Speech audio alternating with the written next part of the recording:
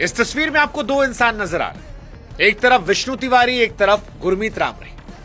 विष्णु तिवारी वो इंसान जिसे गलत केस में रेप के आरोप में जेल भेजा गया और 20 साल बाद बेगुनाह कहकर उसे छोड़ा गया। जब वो लौटा तो उसके मां बाप मर चुके थे, जमीन बिक चुकी थी, जवानी सलाखों के पीछे खत्म हो गई थी और बाद में कोर्ट ने कहा कि ये बेकसूर था। 20 साल बाद।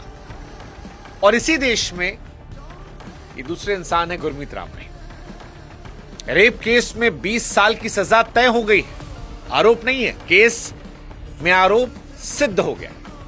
पत्रकार की हत्या के मामले में उम्र कैद की सजा हुई, लेकिन साल 2017 से अब तक 16वीं बार पैरोल पर है।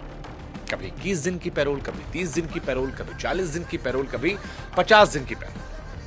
कभी चुनाव आते हैं तो इसलिए पैरोल, कभी सत्संग होता है इसलिए पैरोल, कभी खेती के नाम पे पैरोल।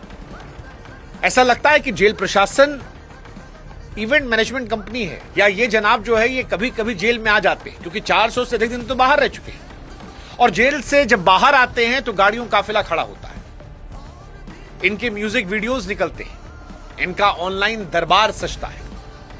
रेप जैसे संगीन आरोपों के बावजूद इनके भक्त हैं जो इनकी इबादत करते हैं, पूजा करते हैं, जश्न मनाते हैं। कौन है वो लोग मुझे नहीं पता, लेकिन हैं।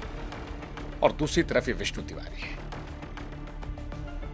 दोनों भारत के कानून के तहत गए।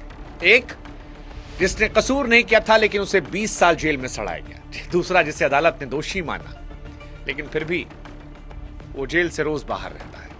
लोगों के मन में सवाल आता है, सजा है या वीआईपी मेंबरशिप? और फिर मेरे जहन में ख्याल आता है कि भारत में तो कानून सबके लिए बराबर लिखा गया, पर समझ में आता है कि सिर्फ लिखा गया, माना नहीं गया। इसका प्राइम एग्जाम्पल है